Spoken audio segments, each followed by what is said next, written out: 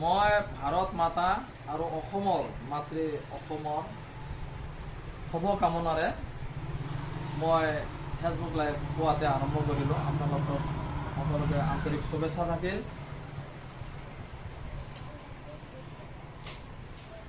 তো আপোনালোকে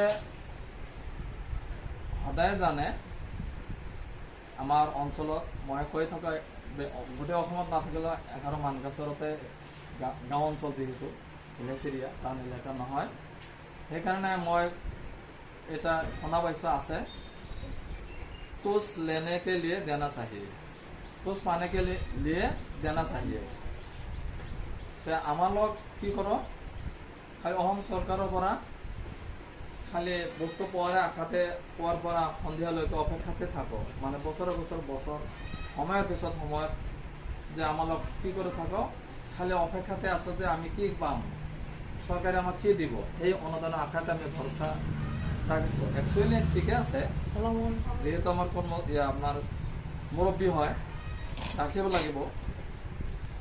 কিন্তু ইপিনে আমাৰ শ্ৰদ্ধেয় যিসকল আমাৰ কৰ্মচাৰী আছে, ভাৰত চৰকাৰৰ বিষয়াবৰ্গ আছে, মাননীয় মুখ্যমন্ত্ৰী ডাঙৰীয়া, ইপিনে পঞ্চায়ত মিনিষ্টাৰ, আমাৰ ইপিনে ভাৰত মাতাজীৰ প্ৰধানমন্ত্ৰী, ৰাষ্ট্ৰপতিৰ মান্যগণ্য যিসকলে আছে, এখেতক লৈ মোৰ শ্ৰদ্ধা, যিহেতু সিহঁতৰ হাততে আমালোকৰ বহু কিছু নিৰ্ভৰ কৰি আছে। কিন্তু সিহঁতে যেনেকৈ মই এটা কৈ আছোঁ, অলপ আগতে কৈছোঁ, তুছ লেনে কে লিয়ে দেনা চাহিয়ে। সিহঁতৰ এখেতৰ পৰা আমি আশা কৰাটো ঠিকে আছে, আমাৰ আশা কৰাটো ভাল, আমি আশা কৰাৰ অধিকাৰ আছে, যিহেতু এখেত আমাৰ মুৰব্বী হয়। কিন্তু সিহঁতে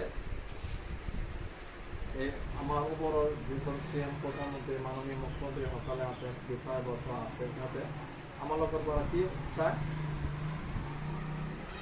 আমালোকৰ পৰা তেনেকুৱা কোনো প্ৰতিদান নাচায়। সিহঁতক আমি কি কৰা উচিত, সন্মান দিয়া উচিত, যিহেতু আমাৰ মুৰব্বী। সেইকাৰণে মই আপোনালোকক গোটেই অসমত তথা ভাৰতৰ মানুহক কৈ আছোঁ, আমালোক এখেতৰ পৰা যাতে পাওঁ, লৈ আছোঁ, খাই আছোঁ, পিন্ধি আছোঁ। মই আমালোকক কৃষি আবাদ কৰি আছোঁ, কোনোবাই শিক্ষকতা কৰিছে, বিভিন্ন ধৰণৰ বিষয়বৰ্গৰ লগত জড়িত আছে, ভাল কথা। ইপিনে আৰু এটা কথা ইপিনে আছে, কথাটো যে আমাৰ অঞ্চলৰ প্ৰায় মানুহবিলাক জানে মই এজন হোমিঅ'পেথিক প্ৰেক্টিশ্যনাৰ, সবে এটা হোমিঅ' ডক্টৰে হয়।